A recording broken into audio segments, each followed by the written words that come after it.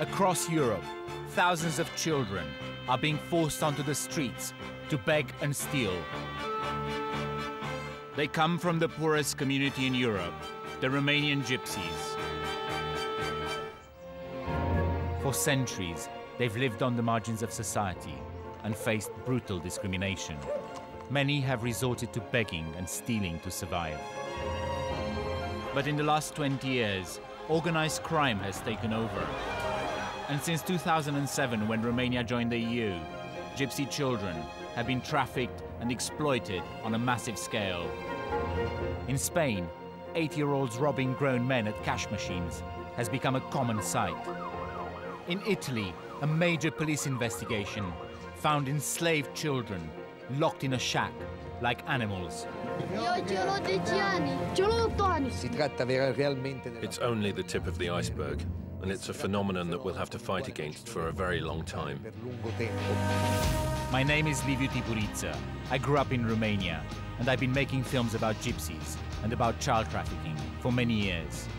To investigate what's happening to these children, I'm going on a journey that will take me inside the closed world of the gypsy community.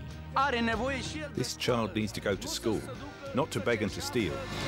And will reveal the shocking tide of racism they face. They are people who should be killed, but we can't kill them.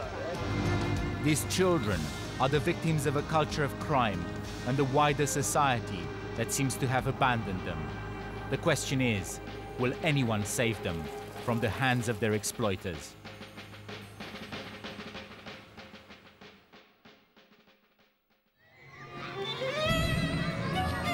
It's the week before Christmas in Madrid. For the Spanish children, it's a time of great joy and anticipation. But it's not all tinsel and presents.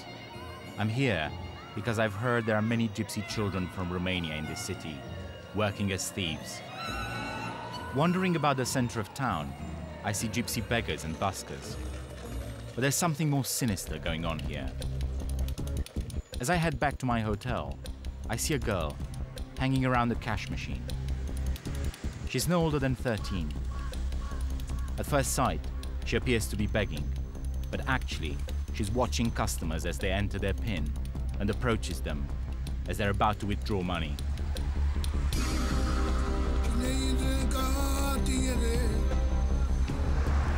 A police car drives by and she flees. We follow. She's using a piece of paper to cover her hand as she tries to press the button for the highest sum available on the cash machine and take the money as it comes out. She's a distraction thief, one of the gypsy children that the police say make up a third of all the under 17-year-olds they have to deal with in the city. She's gone. She saw us. She's running away now. I'm heading for the outskirts of Madrid to try and track down some of the children who are stealing. One of my gypsy contacts has tipped me off that they might be living in a camp south of the city.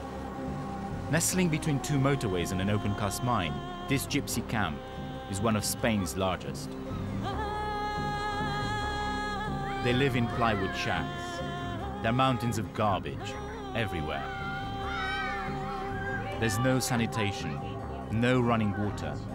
They used an improvised, crude wiring system to steal electricity.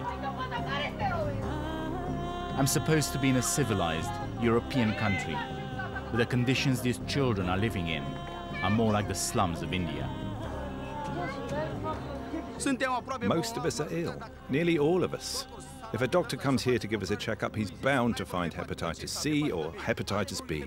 There's definitely hepatitis here. They are ill, the children, tortured. Look at the state of these children. They don't even have trousers on. The Roma children are cleverer than any other nation's children. They are clever, but they are not in school because we don't have the means to send them there. In amongst the piles of garbage, I meet a man called Zabar, who's skinning a stolen sheep for his neighbor. Zabar has lived in this camp for 5 years with his wife and 3 children.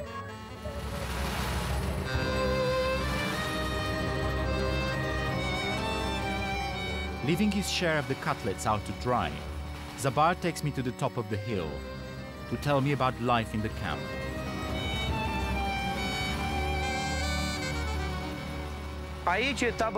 This is our camp, where we live. 242 families. Everybody came here to make money, but it's not clear how. There are 500 children, and out of the 500 children, I don't know if there are 150 that go to school.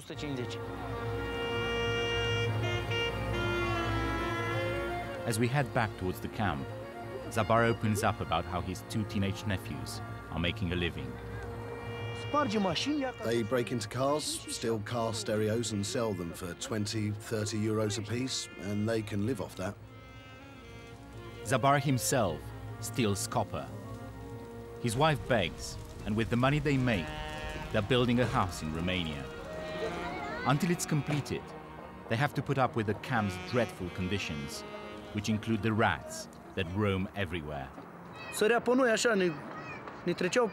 They used to jump on us and they nipped my children's legs and hands. They were very aggressive. Now they've calmed down. We put concrete on the floors of the shacks and now they don't come in. It's nearly 10 p.m. and a group of children are returning from the city. There are 3 girls and 2 boys, all under the age of 14. Zabar knows them. Ai văzut toți copiii ăia care vin? Ăia vin toți de la furat. Serios? Da. Ăia fac bani, ăia. Și fac bani? Chiar fac bani? Păi fac dacă fură cu japca, cum să nu facă bani?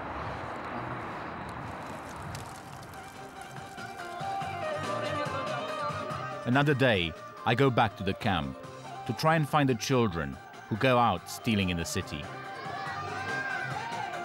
Daniela was in the group of kids I saw the other night. She's hanging out with Zabar's nephews.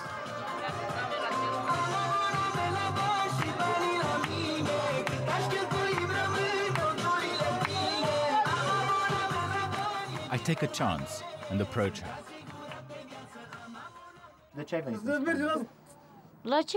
To beg, to steal, what we can't steal. From cash machines. Who says we can't steal? So what if they look me up? Big deal. You put in your card, you type in your PIN, you take the card, we take the money.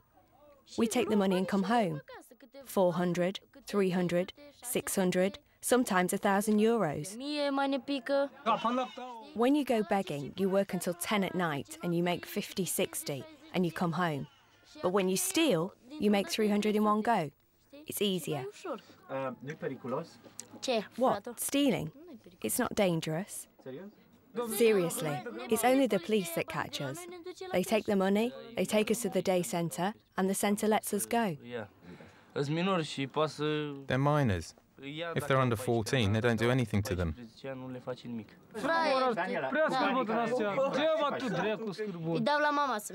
I give it to my mother so we can build a house in Romania. But I hide some of it for myself. I give her 150 and I keep 150. Suddenly, an argument breaks out, and they turn against me.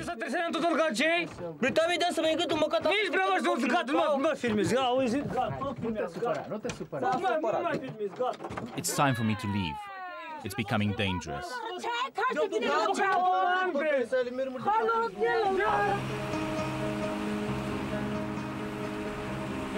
Next morning, I return to the camp.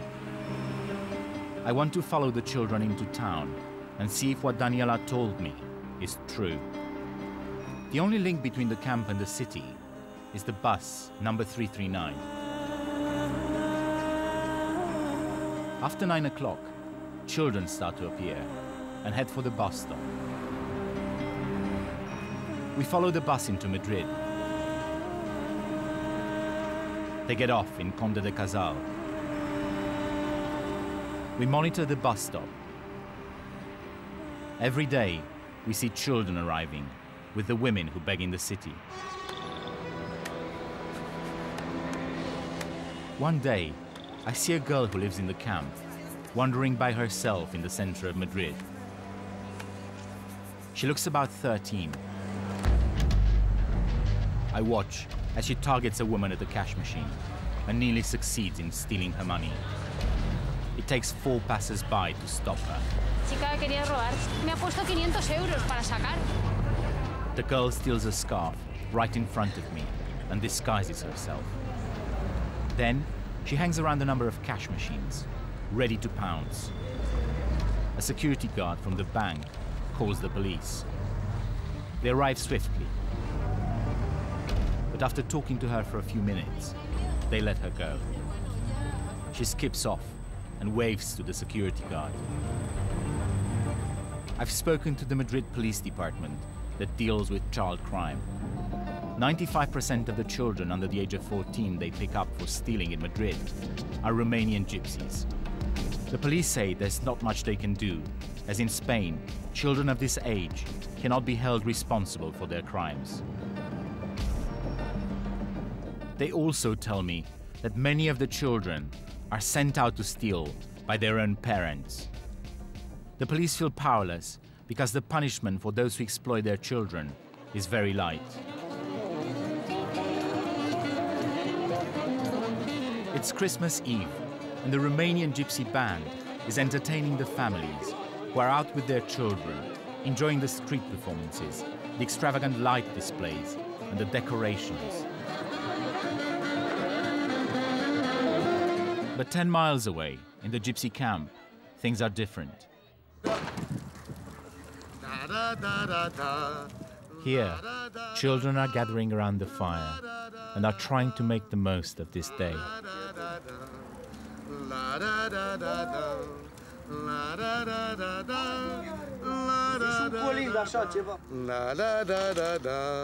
A man is trying to set up an aerial to get Romanian TV channels and beat the homesick Christmas blues. When he finishes, the man, who's called Nae, joins Abar and his son, who are watching a wedding party that is taking place on a hill on the other side of the camp. Muzica, aude a patra, la ușă. Uite. 13 ani. 13 ani. Many Roma gypsies marry off their children at a very early age. The girls are in effect sold into marriage. Nae himself sold his daughter when she was 12. Look, that gypsy who lives on top of that hill got 7,000 euros for his daughter. I got 25 million lei for my daughter in 2004. În 2004. Asta cât era în euro atunci? Vreo 800 de euro. About 800 euros. But now, since we're in the EU, it's become much more expensive. The marriage was consummated last night, and now they are celebrating the fact that the 13-year-old bride was a virgin. This is our gypsy custom. If she's untouched, if she's a virgin, she's valuable. But the reason the bride fetched such a high price was not only her virginity. She steals. She follows the Spanish who withdraw 700,000–800,000 euros. She robs them and she runs. Yes, at 13. If she wasn't a valuable thief, they wouldn't have even paid 1,000 euros for her. 7,000 euros. In 2 weeks maximum. They'll get it back. At this point, I try to film the wedding, but I'm told that I can't. Marrying off their underage children is illegal in Spain, and they could go to jail.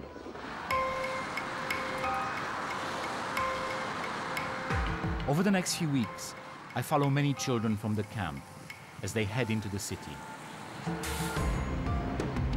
One day, I see a group of 3 girls from the camp, all around the age of 13. They walk for miles across the city, staking out cash machines. I'm later told that this girl in the black leather jacket is the bride, who was sold for 7,500 euros. Watching them play in the snow, I think that these are probably their last moments of childhood. I was told the girl in purple is also married, and the girl in pink is up for sale as a bride for 25,000 euros. They're bold in their attacks and do not seem to care if their target is much stronger.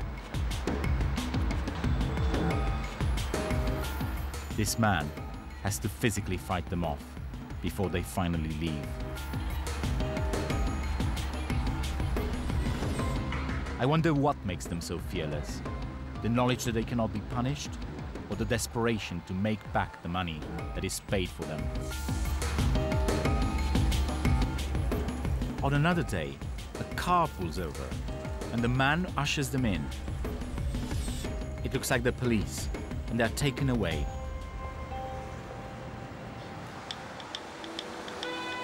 Once the police identify the kids they pick up on the streets, they take them to this center. The role of this place is to assess the family situation of each child. If their family is deemed responsible, they're called to collect them. But I've been told that sometimes the kids are handed back to the very adults who sent them out to steal. So we decide to stake out the place, to see who picks the children up. Soon, we see 3 children being released, but they're on their own. No one's collected them. One of them is the girl who stole a scarf in the center of Madrid. They head for the tube. They go into the underground station, but guards with dogs force them out. They seem lost, and we follow them as they continue to walk for miles, until eventually they catch the bus back to the rat-infested camp. I asked these people for an interview a few weeks ago, and they finally agreed to it. I really wanted to talk to the staff who work directly with the Gypsy children. Unfortunately, that's not possible. However, I'm meeting the head of the Madrid Institute for Children and Family. I really want to find out from her, what are they doing for these children? Can you release these children from this center if they're not picked up by an adult? No. No. Here we don't leave the door open for them to go. We wait for an adult to come because we are talking about minors. On 2 other occasions, I saw young children being let out from the center and returning home on their own. Since the interview, Ms. Martin has said that in fact they can't stop the kids from coming and going as they please, as it's an open center, not a jail. I'm concerned about the Spanish authorities allowing underage children to wander the streets at night. But what worries me even more is the prospect of them handing back the children to those who may exploit them. Is it a good idea to return these children to the families that exploit them? We never return a child to a family unless we have all the guarantees that the family is going to take care of the minor. How do you make sure that the family doesn't exploit the child? It's not a job we do from here. It's the job of the police and the judges to check. We ask for information from the social services to have guarantees that the family has the necessary means of survival, that they have jobs, a home, and of course we check if the child is at school, receiving his education like all other children in Spain.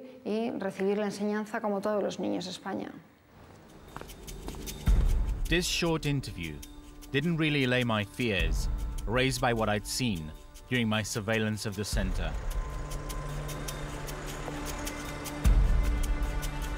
One night, I watch as 3 young children, all around the age of 10, are released. They appear to be accompanied by 2 adults, but the adults go their own way, and the kids are on their own for over an hour. Then a man arrives. He wears a red hooded top. He goes inside the center, and soon after, he comes out with some more children. They all get in a green car. There are 1, 2, 3, 4, 5, 6 children. A car full of children. This is the man in red. They drive off.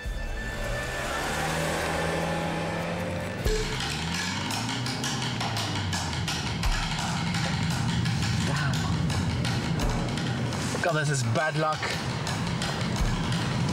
Is it them? No. We're just following them. We're trying to find them. And we caught 2 red traffic lights, so I don't know if we'll ever catch up with them. We hit the motorway, which leads to the camp, but the chances of finding them now are quite slim. here they are. Oh, they are there. On the left, on the left. Oh, there they are. Yeah. That's the car. We found them. Thank God for the traffic. We think they might be going to the camp, but we're not sure. Let's see.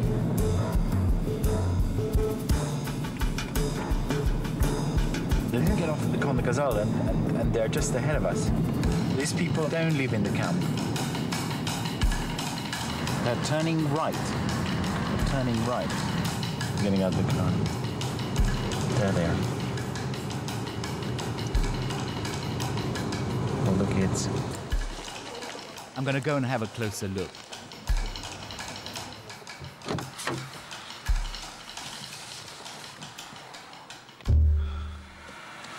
These guys don't live in a camp. They live in a block of flats over there. Over the next few days, we stake out the block of flats. Every morning, a woman checks to see if the coast is clear. Then, 4 young boys leave the building and take the tube. One day, we follow them into town. They split up into pairs. We watch as one of the pairs target a cash machine. One of the boys looks about 12, the other one as young as 8. They try to rob an elderly customer. These boys are aggressive. They don't stop until passers-by intervene. When I see them acting like this, my first reaction is anger. But then, I remember that they are just young children. A few minutes later, they are at it again. The older boy pushes the younger one towards the customer, but the man, who's twice their size, pushes him back. They give up. These children are under enormous pressure to make money. They're gutsy and daring, and they're ready to take on and defy even strong young men. When passers-by approach, they pretend to beg. This is well rehearsed, and they're probably trained to act like this. As I watch them asleep on the tube, I ask myself, who are the adults forcing these kids into a life of crime? No one here in Madrid seems to be investigating.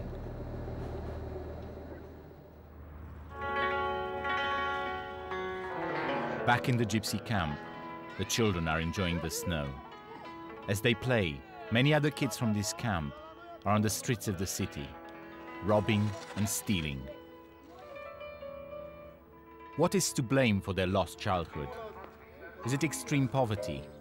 Is it the Roma culture? Or is it ruthless criminal exploitation?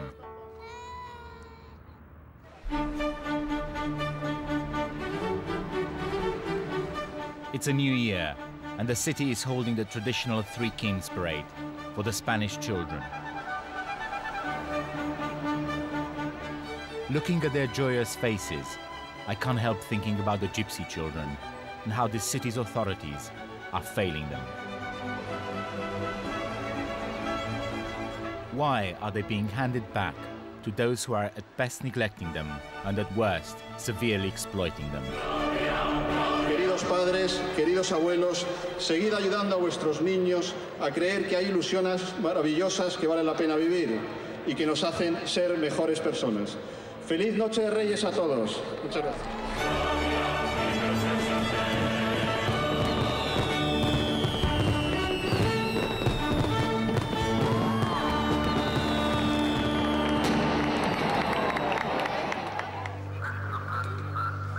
To understand what's behind this disturbing phenomenon, I'm leaving Spain for the country where gypsy crime has come to dominate the headlines, Italy. Here, the right-wing government recently declared a gypsy emergency, giving police powers to the army in major cities and strengthening the immigration rules. And several gypsy camps have been attacked by local residents, some being burnt to the ground. I've come to Milan to meet the policeman who's been investigating crime in the gypsy community. If I come to Italy and I try to live in Italy, I have to adapt to the Italian law and behave civilly, like any other citizen does. Stealing is a crime, and you can't hide behind your culture. A few months after Romania joined the European Union in 2007, the police noticed a massive upsurge in pickpocketing and theft by children around Milan's central station. So, we started an investigation that lasted 7 months. It showed the existence of a multi-pronged transnational organization that operates in different countries in Europe. The police installed surveillance cameras around the square to identify the 50 Gypsy children who are operating there and those who control them. The 13-year-old boy in the red-sleeved t-shirt follows a tourist to steal her money. But the woman notices him. She's shocked. The boy feigns innocence. There were dozens of attacks like this in the central station, day in and day out. Then, obviously, we tapped the adults' phones, which they used to talk to each other. These kids were clearly controlled. They were controlled every single moment of the day. The recordings show adults cruelly exploiting vulnerable children. This man, Adrian Pascu, was one of the controllers, said to have his own army of children stealing for him. We learned that the organization could make about €400 per day from each kid.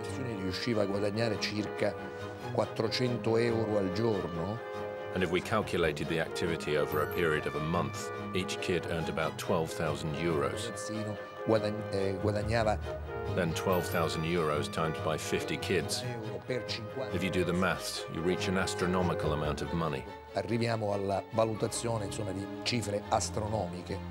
According to the police, the children were making over €500,000 per month for their exploiters. In order to establish the complex connections within the organization, it took months of hard work for Messina and his investigative team.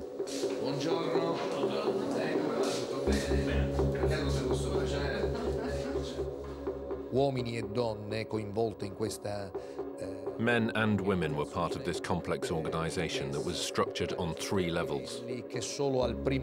At the first level, we have the young adults that control the kids while they're operating on the street. Then, at the second level, we have people whose job it is to pick up the kids.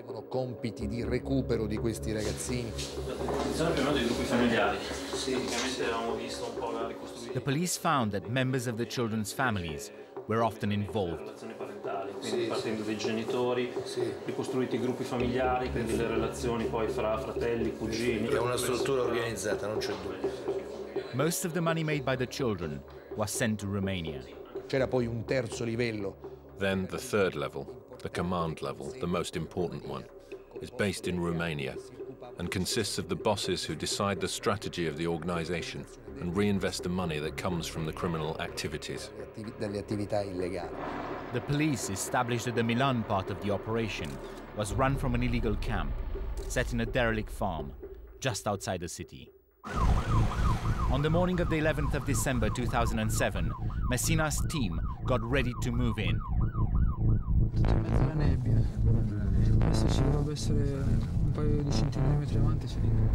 Nearly 200 police officers, with helicopter backup, descended upon the Gypsy camp.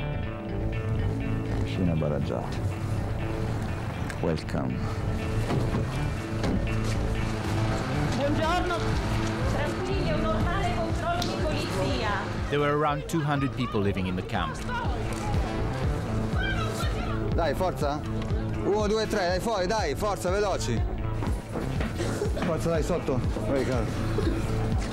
The police were looking for 25 suspects, all involved in the exploitation of the children, operating at the central station.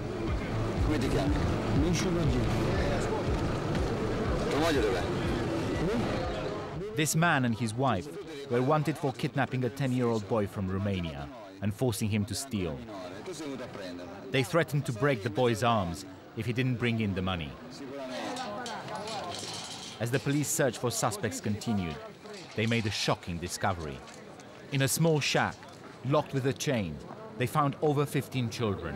Io ce l'ho 10 anni. Ce l'ho 8 anni, scusa. Io ho 10 anni. These children were kept in captivity in terrible conditions. Santa Madonna Dixon. The police knew the children well, from the numerous times they stopped them in Central Station Square. Bobby? The exploited children were taken into care.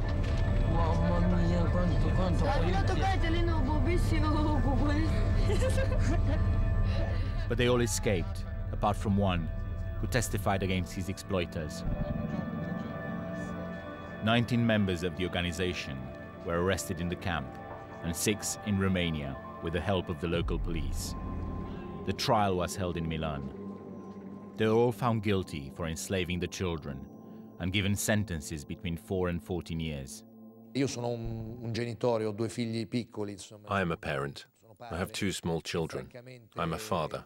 And frankly, to see this situation deeply shocked me. Mi ha colpito profondamente.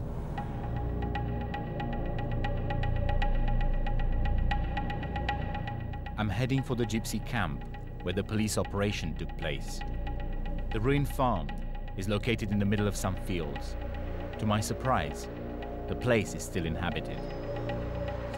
I've seen quite a few expensive cars going in and out. I think there's a BMW X5 coming out just now. This place is impossible to surveil without being noticed. We need to move. Could child exploitation still be going on here? The camp is too dangerous to go in, but I have an idea.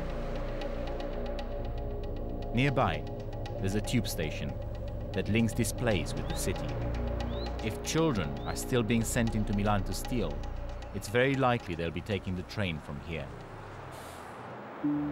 Over the next few days, I stake out the station and watch as every morning, different groups of children head into town. They're young boys, often accompanied by adults. One day, I recognize one of the boys the police found locked in the shack when they raided the camp. His name is Bobby. We follow him into town. He becomes aware of us, and we lose him. But on another day, we see him following an old man. A young adult with a black top walks right behind him. Bobby picks the old man's pocket. It's the same technique I've seen in the police surveillance videos.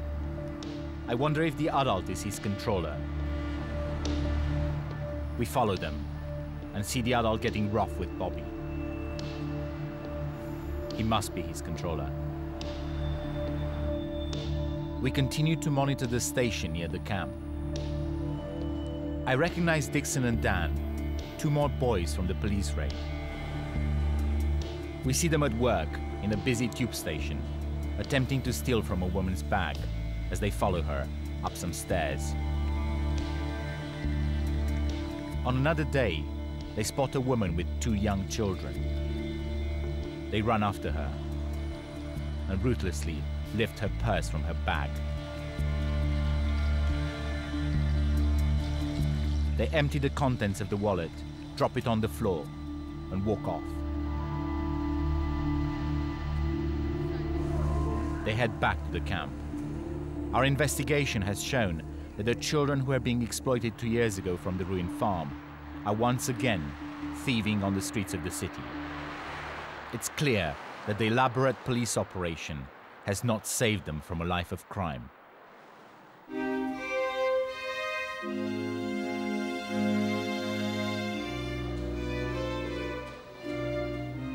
I'm meeting up with the deputy mayor of Milan, Riccardo Decorato, who has led the city's controversial crackdown on gypsy crime. A strong response would be to kick out Romania from the European Union and consider Romania outcast. Do you believe it could be done? It's impossible. Today the EU is expanding.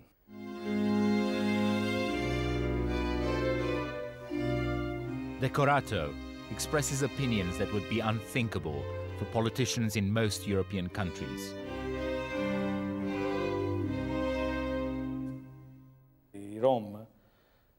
The Roma don't really know the meaning of work because we always find them in the camps They send the women to work and prostitute themselves, and the children are sent to steal.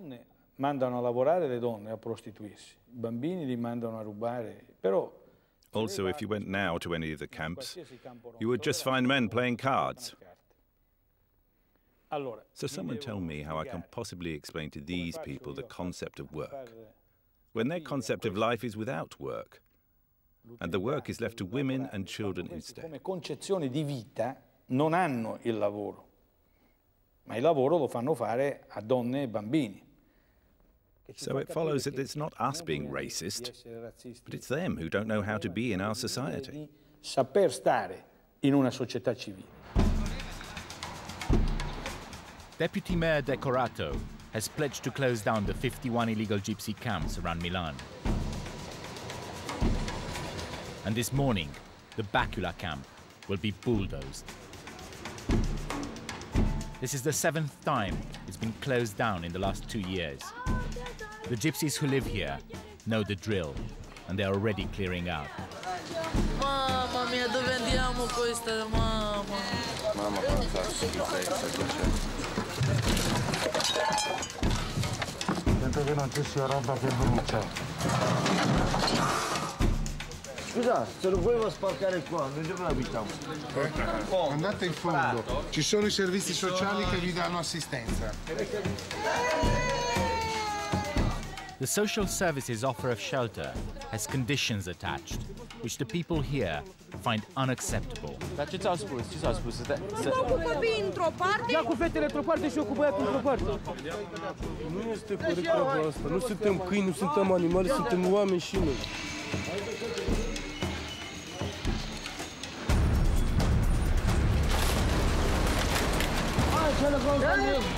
Perché sei cattivo così?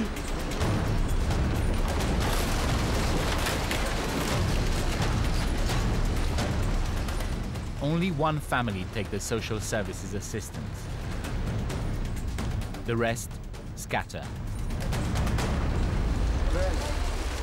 The camp is now closed.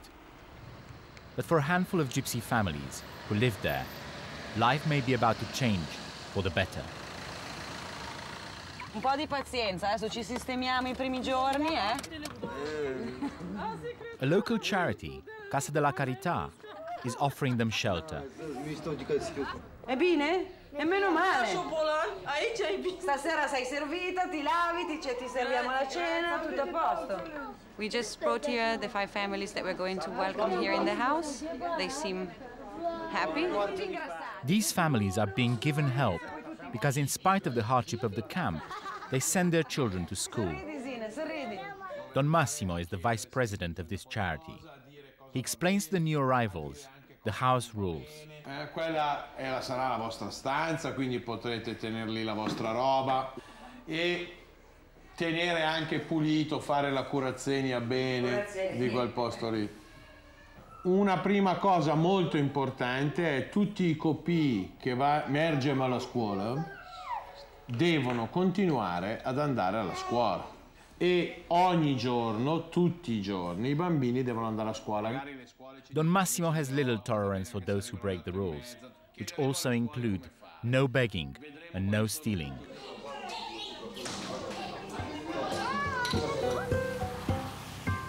That night, it rains. The new arrivals at Casa della Carità have a roof over their head. But for all the other gypsies that were left homeless, it's going to be a bad night. A few days later, I return to the site of the camp to see if any gypsies have moved back in, as has happened several times before. All that's left are the rats. Around the corner, the local residents are having coffee and cakes. There's a heavy police presence. The gathering's been organized by Lega Nord, a popular right-wing political party. So why are you here today? To celebrate the closure of the Romani camp. And because I was pickpocketed twice. Now that they've been kicked out, I'm happy. Sure, it's safer now, but for how long? Because these people just move from 1 kilometre to the next. They are always here. The Roma, the nomads, whatever you call them. It's disgusting the way they exploit children and old people. They are people who should be killed, but we can't kill them. The Gypsy issue has fueled the swing to the right in Italy. Casa della Carità believes the situation is more complex. The right wing says that Romani gypsies are just people that exploit their children and women for stealing, for begging, and maybe there is a bit of a truth in this.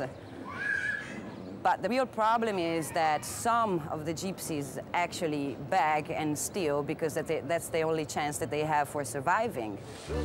Buongiorno. La barba non l'abbiamo fatta stamattina, Robert. Donatella has been working with Romanian gypsies for over 4 years. The charity has developed a program which tries to integrate gypsies into Italian society. It starts with paying close attention to the needs of each individual. Generally, what they want to achieve is a job, a regular job, and a house. But not all of them can speak good Italian, can relate in a very good way, or have professional skills that they can use on the market. As well as training, Casa della Carità has a lot more to offer. There's free food and clothing, tutoring for the children, the chance to live rent-free in a little purpose-built house. They can even provide subsidized flats in the city. And they've had some successes. She's Loredana, and she's one of our youth. She's 19 years old, she'll soon be 20. And she has just started to work. She's just started to attend the course for the driving license, and she just opened her personal saving account because she wants her to spare the money for herself, and she really doesn't want to marry. So sì, this is So de ce nu vrei să te căsătorești? Cum? De ce nu vrei să te căsătorești? Nu, eu am alte gânduri. Ce gânduri ai? Vreau să fac ceva în viață, frumos, nu știu. Am altceva de făcut.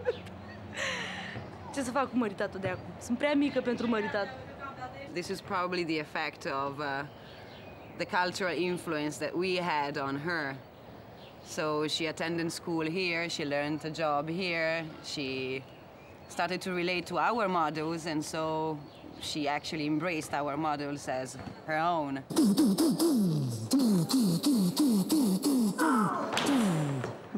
As vice president of Casa della Carità, Don Massimo is fighting a constant battle. He's under regular attack from the right wing. But there's also the question of whether their model of integration is actually destroying the gypsy culture. Io non voglio cambiare I loro valori, voglio semmai fare in modo... I don't want to change their values. I want these values to live together next to other people's lifestyles. Of course, to do this, maybe someone has to renounce something, to give in a bit, but this path is absolutely possible. Possible it may be, but the process of integration takes time and is beset with difficulties, as many gypsies are not prepared to change and follow the charity's rules. One of the main things they have to renounce is using their children for stealing and begging. This is by no means a simple exercise.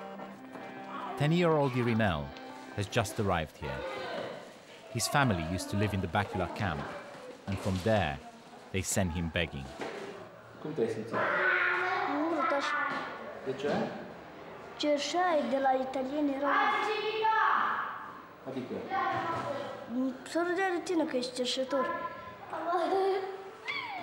Irinel's 8-year-old brother, Claudiu, also goes begging.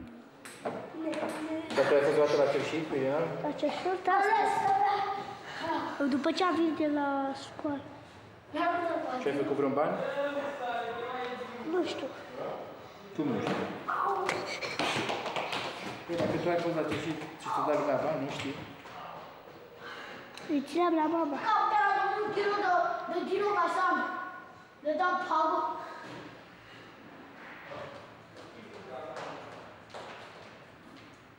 Îți place la cerșii sau nu?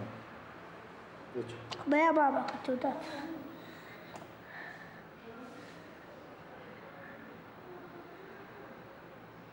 De ce te ia? Nu știu.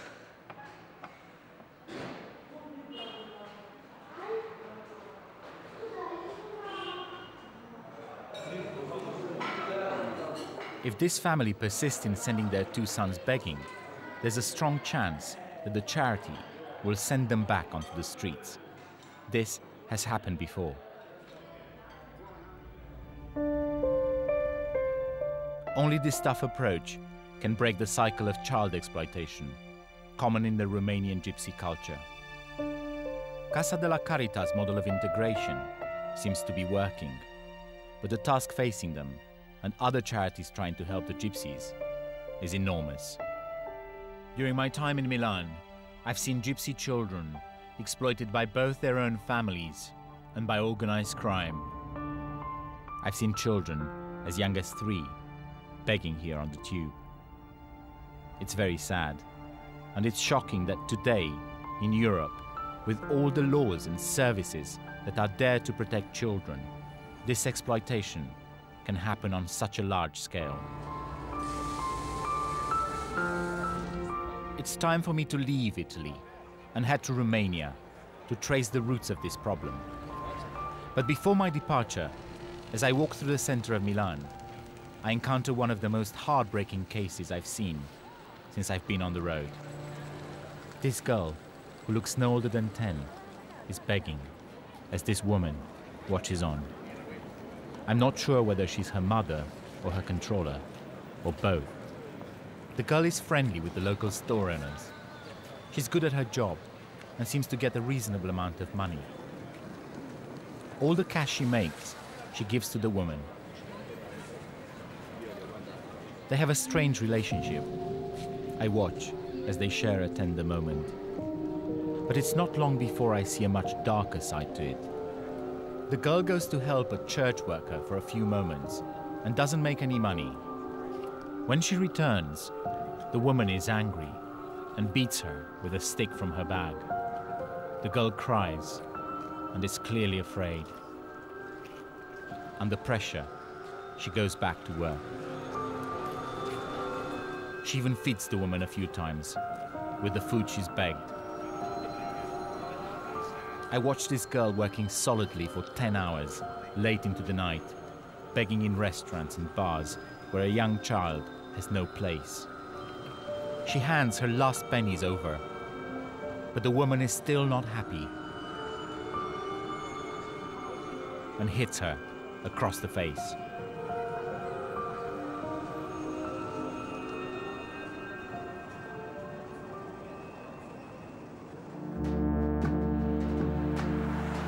I've returned to Romania to try and find the origins of this exploitation within the gypsy community. Romania is home to the largest gypsy population in the world. The gypsies originally came here about 1,000 years ago from northern India and have been subjected to discrimination and violence ever since.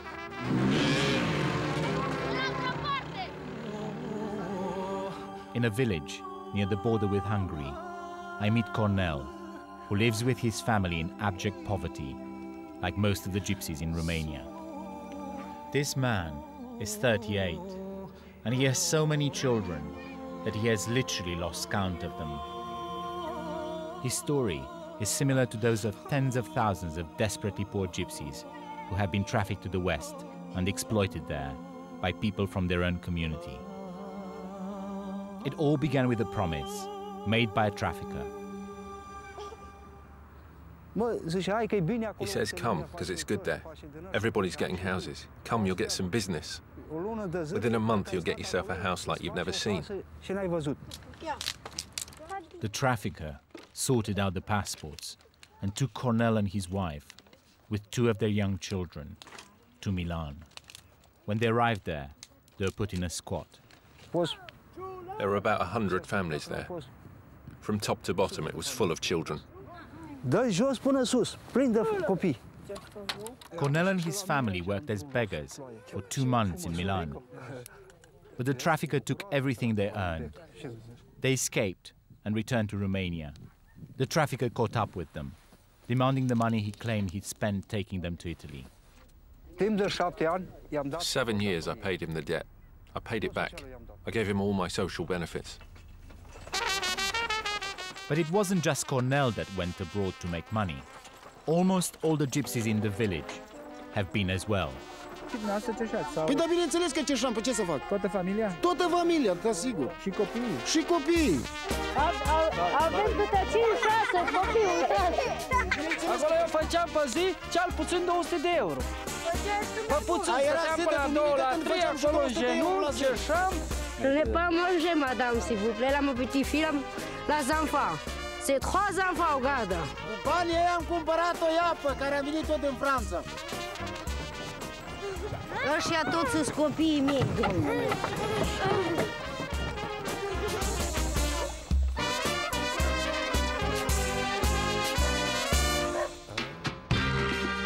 Largely excluded from mainstream society, many Romanian gypsies have resorted to criminality. I've come to one of the gypsy crime strongholds, the city of Craiova. Most of those in prison for child enslavement as a result of the police operation in Milan come from here. This is a dangerous place. Craiova seems suffocated by the gypsy clans who control half of the city. Although it's unacceptable in a European Romania, the authorities admit that they are helpless to face this phenomenon. The internal wars between gypsy families are carried out on the streets with guns and swords. I'm here to meet up with a powerful leader of the gypsy underworld. The neighborhood where he lives is home to over 10,000 gypsies. Most of them belong to one clan, the thieves. So we're going into this room, which is specially made like a museum of photos. Here are all my relatives. That's my father, one of the greatest gypsy leaders of Craiova, and he was part of the clan of the best thieves. I'm part of this family that occupies itself with stealing.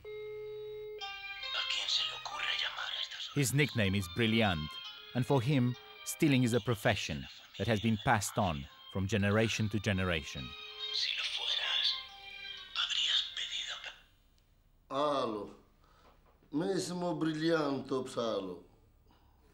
Having come from a long line of thieves, Brilliant has a special insight into the history of gypsy crime. When did the Romani gypsies from Romania start going west? I can't remember exactly, but in any case, between 1980 and 1989, they earned quickly because, having escaped a communist country, they had the right to asylum and residency in those countries.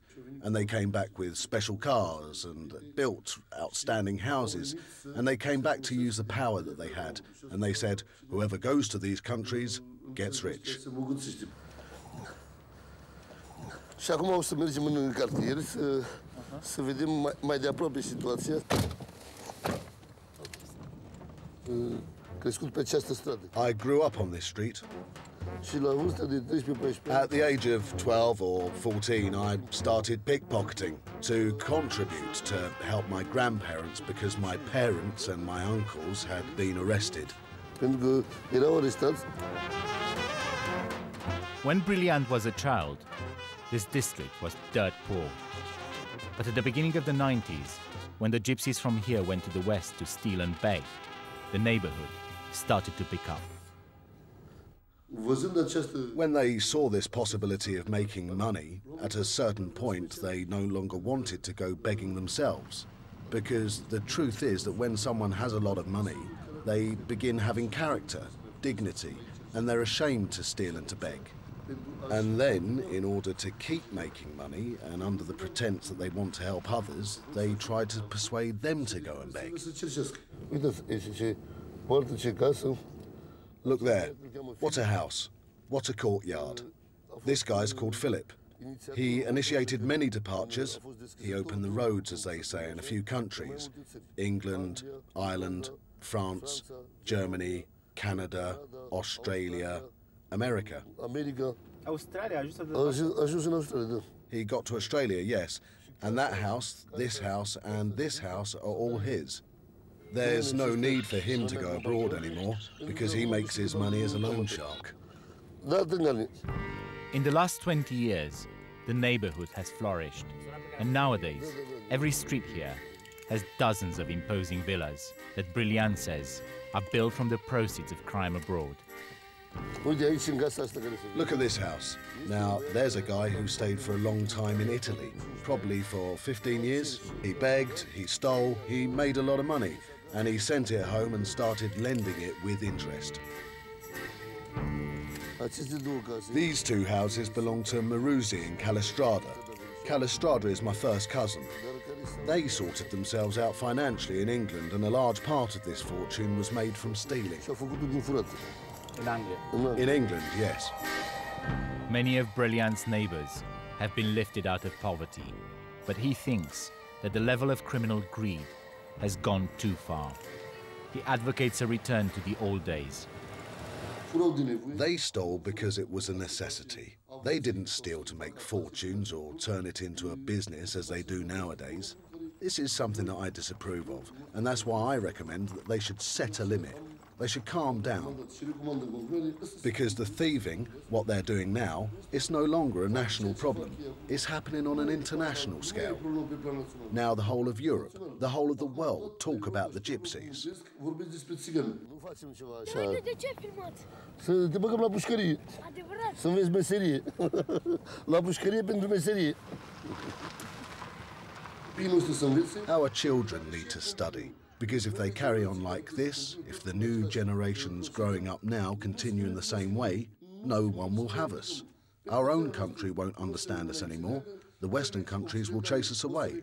And then I ask myself, and I ask you, brother gypsies, where are we going to go? Where? Where will we live? As I leave Brilliant behind, I think about the backlash he anticipates if the thieving carries on.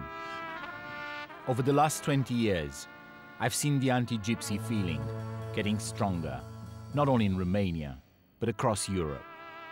I've also seen gypsy petty crime turn into serious crime, into international organized crime. Most gypsies in Romania still live in shacks, but there are also many who now live in palaces.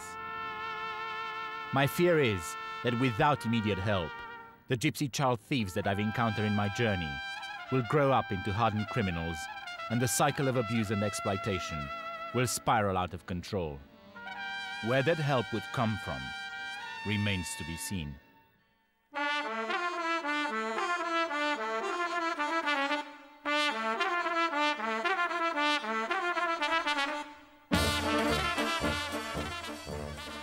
BBC Two's Cooking Healthily next tonight, and on the cheap in economy gastronomy.